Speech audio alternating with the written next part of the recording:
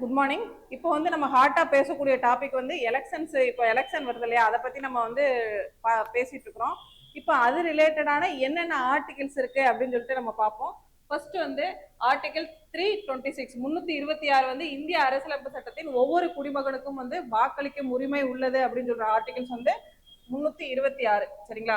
Next வந்து இந்த 326ஓட சிறப்பு அம்சங்கள் வந்து என்ன அப்படின்னா, மக்களவை மற்றும் மாநில சட்டமன்ற தேர்தல்கள் வந்து வாக்குரிமை வயது வந்தோர் வாக்குரிமையின் அடிப்படையில் வந்து நடத்தப்பட வேண்டும் அப்படின்னு சொல்ற ஆர்டிகல்ஸ் வந்து 326.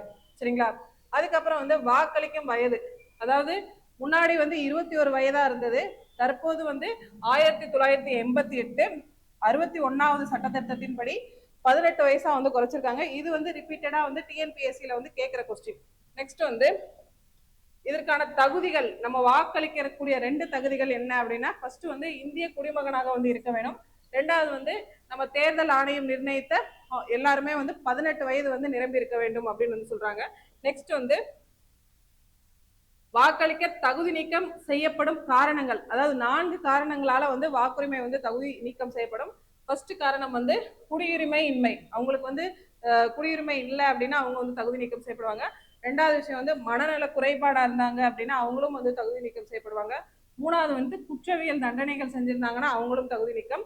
நெக்ஸ்ட் வந்து ஊழல் அல்லது முறைகேடு செஞ்சிருந்தாங்கன்னா அவங்களும் வந்து தகுதி நீக்கம் வந்து செய்யப்படுவாங்க. நெக்ஸ்ட் வந்து தற்போதைய நிலவரம், அதாவது இப்போ நம்ம ரீசெண்டா வந்து எஸ்ஐஆர் ஃபார்ம் சொல்லிட்டு கேள்விப்பட்டிருப்போம் இல்லையா, அந்த எஸ்ஐஆர் ஃபார்ம் சரி பண்ணி இப்போ மார்ச் 2026 நம்ம எலெக்ஷன் கமிஷன் வந்து தீவிர பணிகளை வந்து மேற்கொண்டிருக்காங்க. அதன்படி நம்ம தமிழ்நாட்டில் வந்து இப்போ புதுசா வந்து 5.6 கோடி வாக்காளர்கள் மற்றும் புதிய இளம் வாக்காளர்கள் வந்து 18 இருந்து 19 வயசு வரைக்கும் 12.51 லட்சம் வாக்காளர்கள் வந்து இடம்பெற்றிருக்கிறாங்க. இந்த அதுக்கப்புறம் வந்து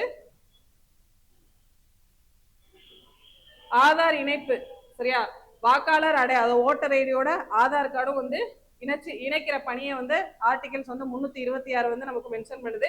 இந்த சட்டப்பிரிவு வந்து ஜாதி இனம் ஜாதி மதம் இனம் அல்லது குடிமக்களுக்கு சமமான பாகுபாடின்றி அனைத்து குடிமக்களுக்கும் சமமான அரசியல் அதிகாரத்தை வழங்குகிறது அப்படிங்கிற ஆர்டிகல்ஸ் வந்து 326. இன்னும் வர வீடியோஸ்ல வந்து தேர்தலை பத்தி இன்னும் முக்கியமான தகவல்கள்லாம் பார்ப்போம். Okay, thank you.